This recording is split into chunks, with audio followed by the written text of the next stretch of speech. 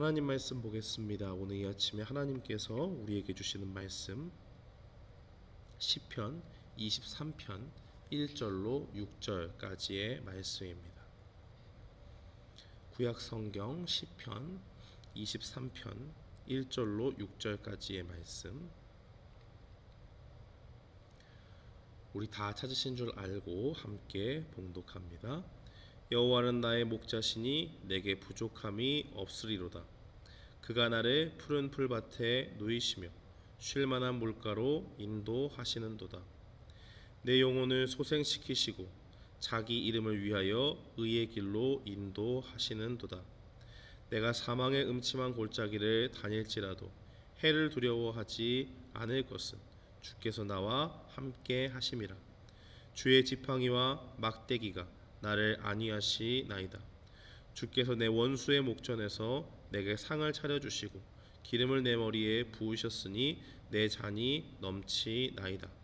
내 평생의 선하심과 인자하심이 반드시 나를 따르리니 내가 여호와의 집에 영원히 살리로다. 아멘.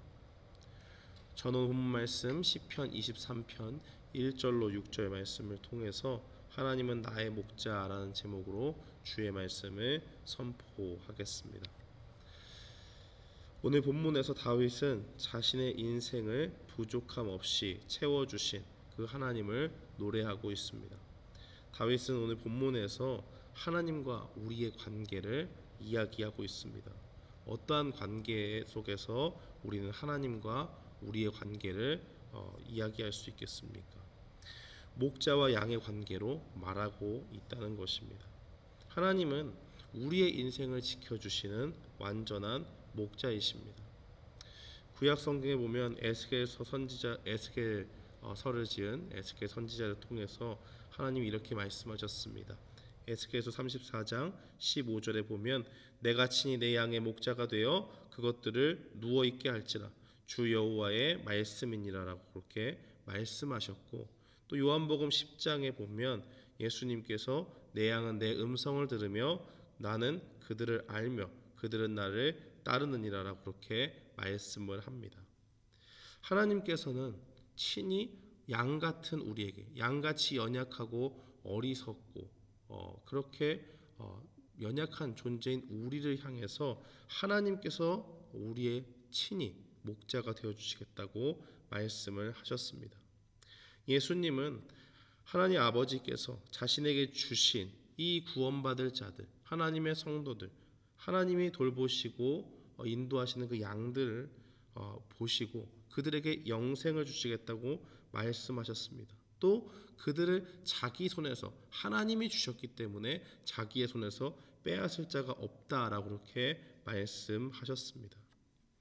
우리는 이 땅을 살아가면서 여러 가지 결핍에 빠지기 마련입니다. 인생을 이 땅 가운데 태어나게 되면 뭐 옷도 없고 아무것도 없잖아요. 그저 알몸으로 이 땅 가운데 태어나지 않습니까? 부모님이 준비한 옷을 입고 이 땅을 살아가다 보면 언젠가는 홀로 이 땅에서 성인으로 살아갈 때가 있지요. 그 가운데서 사회에 나가게 되면 우리에게 참 많은 것이 부족하다라는 것을 깨닫게 됩니다. 경험이 없기 때문에 인생 가운데서 사회에 나와서 여러 가지 시행착오를 겪으면서 자신의 지혜의 부족함을 느끼기도 하고, 그 가운데 있다 보면 경제적인 궁핍함 가운데서 물질이 우리에게 참으로 없구나라는 것을 깨닫기도 하는 것입니다. 나이가 조금 들어가면 또는 우리가 생각지도 못한 그런 건강의 어떤 심각한 위기 가운데서 우리의 건강마저도 우리 스스로 지킬 수 없는 연약한 존재가 바로 우리구나 하는 것을 깨닫게 되는 것입니다. 그러한 인생길 가운데서 우리가 가장 현명하게 이 땅을 살아가는 것은 바로 하나님의 말씀에 귀를 기울이는 것입니다. 하나님은 오늘 시편 기자인 다윗의 이 시편 23편의 고백을 통해서 우리에게 무엇을 말씀하고 계십니까? 양같이 연약한 우리 인생을 이 땅 가운데서 하나님께서 지켜주시겠다고 말씀하시는 것입니다.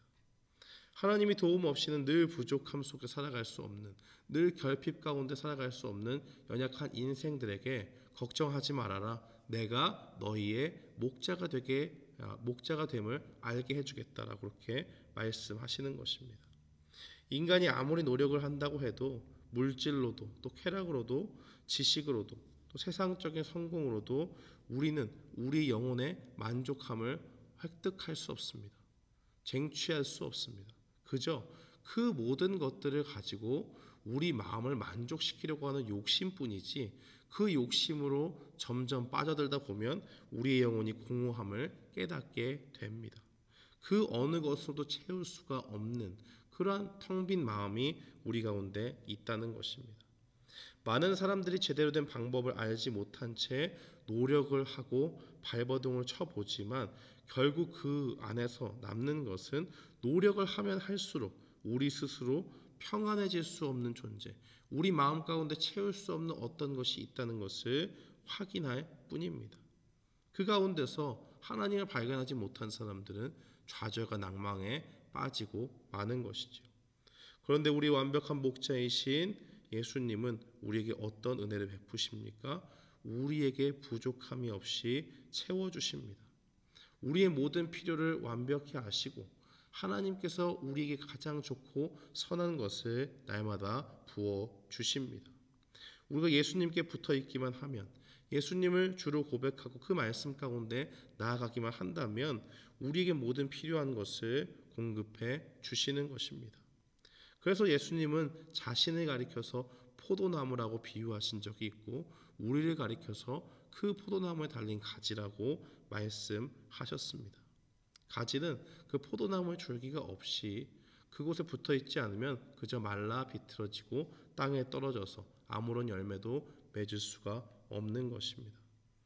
그곳에서 이 이야기를 통해서 발견할 수 있는 삶의 원리는 우리가 이 땅 가운데 예수님만의 의지에서 살아가게 된다면 하나님께서 모든 필요한 것을 우리에게 공급해 주신다는 것입니다. 오늘 본문 1절의 말씀은 모든 필요를 아시고 채워주시는 완벽한 목자 되신 주님의 도우심을 고백하고 있는 다윗의 말이 나옵니다. 또한 이 선한 목자이신 예수님은 우리의 필요를 채우시는 목자이신 동시에 우리의 마음속에 평안함을 주신다고 말합니다. 3절 말씀에 보면 영혼을 소생시킨다 라고 그런 말이 나와 있지요. 이것은 회개시킨다, 또 회복시킨다, 새 힘을 준다라는 의미를 가지고 있습니다. 우리는 양같이 연약해서 사탄이 이 세상을 살아갈 때 우리에게 여러 가지 유혹과 시험거리들을 던져줍니다. 그때마다 우리는 쉽게 연약함 가운데서 그 죄의 덫을 알지 못하고 죄악의 길로 빠져 드는 것입니다. 눈이 나빠서 어디로 가는 것이 옳은 길이고 잘못된 길인지 분별하지 못하는 그러한 양과 같이 우리의 지혜로 분별하지 못하는 그러한 어리석음을 우리 가운데 보이는 것이지요. 그러나 예수님은 그렇게 어리석고 연약한 우리를 버리지 않으신다고 말씀합니다. 그때마다 우리의 죄를 깨닫게 하시고 자기의 이름을 위하여 의의 길로 인도하시지요. 하나님께서 우리를 하나님의 자녀로 삼으시고 죄악 가운데서 건지시고 예수 그리스도를 믿음으로 말미암아 예수님이 가지고 있던 그 의를 우리에게 옷 입혀 주셨습니다. 그래서 그 옷 입혀 주심 가운데서 우리가 하나님 앞에 섰을 때 예수님을 믿는 우리가 우리 가운데 죄가 여전히 없는 것 아니지만 예수 그리스도의 피로 인해서 사함 받았고 우리가 주님 앞에 예수님 때문에 예수님의 의로움 때문에 우리가 의롭다고 여겨지는 그 이신칭의 그 믿음이 이신칭의 그 원리가 나타나는 것입니다. 예수님의 의로움 때문에 우리는 하나님 앞에서 의롭다 여김을 받았고 천국 백성이 될 수 있게 되는 것입니다. 그렇게 우리를 하나님의 자녀로 삼으셨기 때문에 하나님께서는 우리를 결코 버리지 않으십니다. 그의 이름을 위해서 하나님의 이름을 믿고 따르는 의지하는 그 사람들에게 하나님께서 끝까지 우리를 돌보신다는 그러한 모습을 보여주고 있는 것입니다. 우리가 죄 가운데 빠졌을지라도 말씀 가운데 죄를 깨닫게 하시고 다시 주님의 말씀으로 돌아갈 수 있도록 하나님께서 은혜를 베푸시는 것입니다. 그래서 죄 가운데 불안해하고 떨지 않도록 도우시고 다시 돌이켜서 하나님을 바라보고 주님 안에 있는 평안으로 달려갈 수 있게 도와주신다는 것입니다. 맹수들의 은신처가 되는 그 사망의 골짜기를 우리가 걷는다고 할지라도 그곳에서 안전하게 지나갈 수 있었다라고 다윗이 고백하는 것처럼 하나님은 우리를 안전하게 이 땅 가운데 살아갈 수 있도록 힘을 공급해 주시고 우리를 지켜주십니다.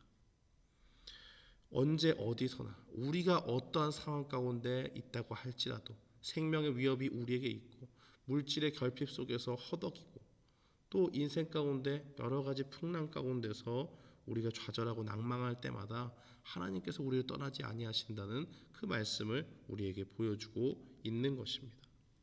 5절 말씀에 보면 원수들은 다윗이 실패하고 망하기를 바랬을 것입니다. 그러나 하나님께서 그 다윗을 이끄셨을 때 어떠한 일이 벌어지게 됩니까?